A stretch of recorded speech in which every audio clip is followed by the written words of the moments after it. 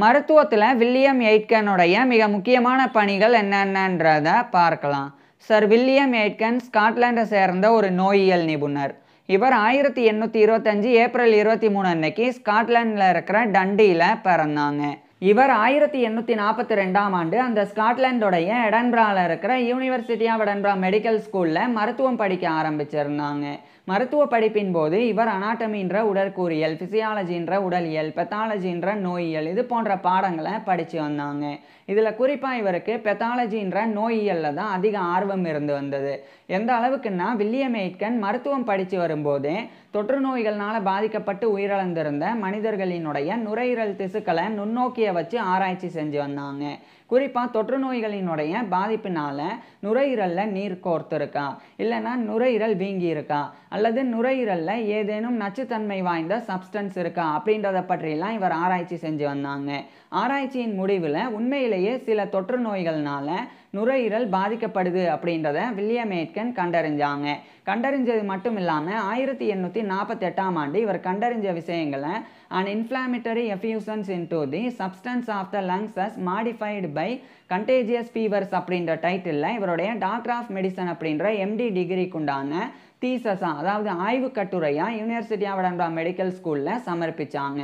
உடனடியாக அதே ஆண்டு இவருக்கு டாக்டர் ஆஃப் மெடிசன் அப்படின்ற எம்டி டிகிரி ஆனது வழங்கப்பட்டது.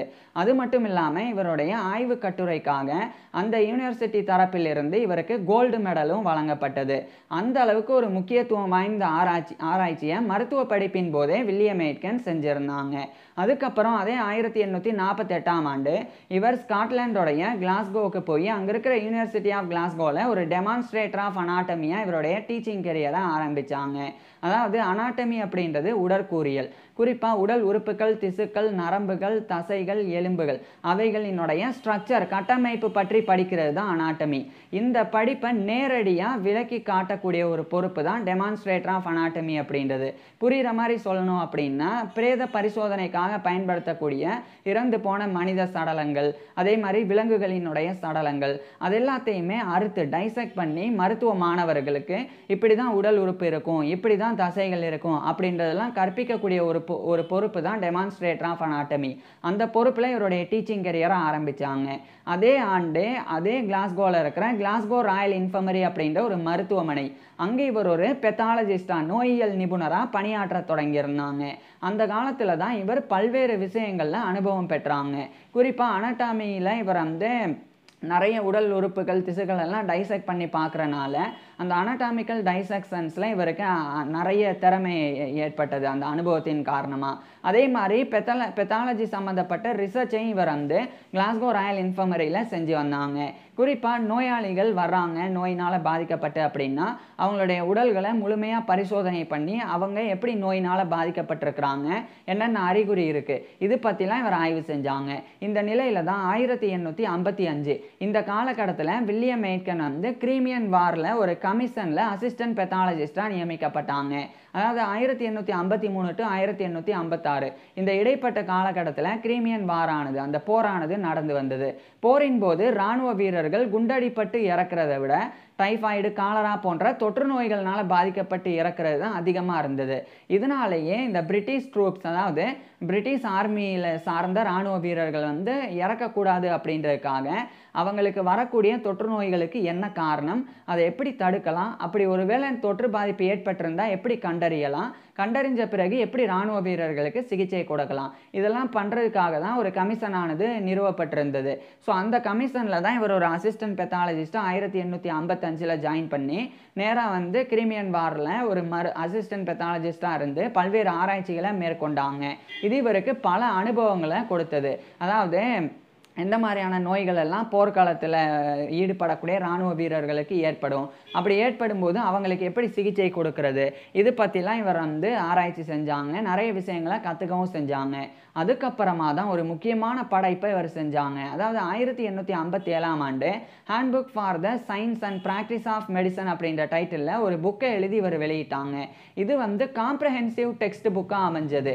அதாவது அந்த காலத்தில் இருந்த மருத்துவ அறிவு அது முழுமையாக அந்த புத்தகத்தில் இருந்தது. எந்த அளவுக்கு அப்படின்னா, ஒரு நோய் ஏற்படுது அப்படின்னா அதனுடைய காரணம் என்ன, அதில் ஆரம்பித்து அந்த நோயினுடைய அறிகுறிகள் எப்படி இருக்கும், அதை தொட்டு அந்த நோயை எப்படி குணப்படுத்துறது அப்படின்றத வரைக்கும் முழுமையான தகவல்களை அந்த புத்தகத்தில் வில்லியம் எய்ட்கன் வந்து எழுதியிருந்தாங்க. ஸோ அதனாலேயே அந்த புத்தகமானது மெடிக்கல் ஸ்டூடெண்ட்ஸுக்கும் மெடிக்கல் ப்ராக்டிஸ்னர்ஸுக்கும் ஏற்ற ஒரு பாடநூலாகவே அமைஞ்சது. குறிப்பாக இது வந்து ஒரு லேண்ட்மார்க் பப்ளிகேஷனாகவே அந்த காலகட்டத்தில் கருதப்பட்டது. இதனாலேயே வில்லியம் எய்ட்கன் வந்து தொடர்ச்சியாக அந்த புத்தகத்தினுடைய அடுத்தடுத்த பதிப்புகளை வெளியிட்டு வந்தாங்க. அதாவது அடுத்தடுத்த அடிஷன்ஸை வெளியிட்டு வந்தாங்க. இது ஒரு ப்ராமினண்ட்டான ஃபிகராக மெடிக்கல் எஜுகேஷனில் வில்லியம் எய்ட்கனை நிலைநாட்டியது. இந்த நிலையில் 1860 இந்த காலகட்டத்தில் இங்கிலாந்துடைய கென்ட்டில் இருக்கிற சாட்டம், அங்கே இருக்கக்கூடிய ஃபோர்ட் பிட் அப்படின்ற இடம், அங்கே ஒரு முக்கியமான ஆர்மி மெடிக்கல் ஸ்கூலானது துவங்கப்பட்டது. அதாவது இப்போ இராணுவத்தில் ஈடுபடக்கூடிய இராணுவ வீரர்களுக்கு ஏற்படக்கூடிய காயங்கள் மற்ற நோய்கள் இவைகளுக்கெல்லாம் எப்படி சிகிச்சை கொடுக்கறது அப்படின்றதுக்காக இந்த ஆர்மி மெடிக்கல் ஸ்கூலானது துவங்கப்பட்டது. இங்கே வந்து சர்ஜன்ஸ் அதே மாதிரி ஃபிசிஷியன்ஸ்லாம் வந்து படிப்பாங்க. அவங்க குறிப்பாக வந்து இராணுவ மருத்துவர்கள் ஆகிறதுக்காக இங்கே வந்து பயிற்சி பெறுவாங்க. ஸோ அப்பேற்பட்ட அந்த ஆர்மி மெடிக்கல் ஸ்கூல் அங்கே ஃபஸ்ட்டு ப்ரொஃபஸர் ஆஃப் பெத்தாலஜியா, அதாவது முதல் நோயியல் பேராசிரியராக இவர் தான் அந்த 1860ஆம் ஆண்டு நியமிக்கப்பட்டாங்க. ஸோ அந்த ஆர்மி மெடிக்கல் ஸ்கூல் நிறுவப்பட்ட உடனே இவர் ஒரு நோயியல் பேராசிரியராக அங்கே நியமிக்கப்பட்டாங்க. இது பிற்காலத்தில் வந்து அதே கென்ட்டில் இருக்கக்கூடிய நெட்லி அப்படின்ற இடத்துக்கு இடமாற்றம் பண்ணப்பட்டு ராயல் விக்டோரியா ஹாஸ்பிட்டல் அப்படின்னு கூட அழைக்கப்பட்டது.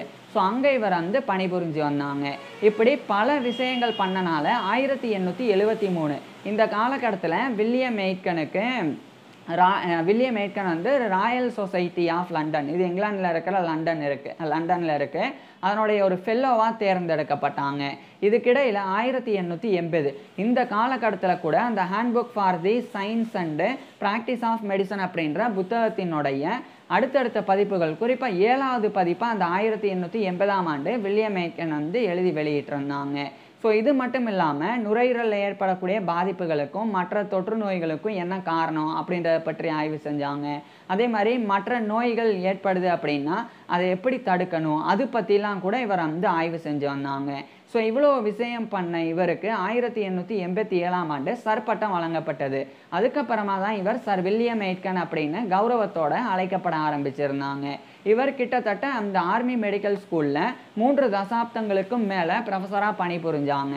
பின்னர் இறுதியாக 1892 ஜூன் 25 அன்னைக்கு இவருடைய 67 வயசில் வில்லியம் எய்ட்கன் உடல்நல குறைபாடுனால இறந்து போனாங்க. வில்லியம் எய்ட்கன் இறந்து போயிட்டாலும் இவர்னால் எழுதப்பட்ட புத்தகம், அதுக்கப்புறமா இவர்னால் செய்யப்பட்ட ஆராய்ச்சி, அதன் விளைவாக கண்டுபிடிக்கப்பட்ட விஷயங்கள் இதெல்லாமே மிகப்பெரிய விஷயமா இன்று வரை வந்து பார்க்கப்பட்டு வருது. ஸோ இவ்வளோ சாதனைகள் படைச்ச இந்த வில்லியம் எய்ட்கன் பற்றி நீங்கள் என்ன நினைக்கிறீங்க அதை கீழே கமெண்ட்ஸில் சொல்லுங்கள்.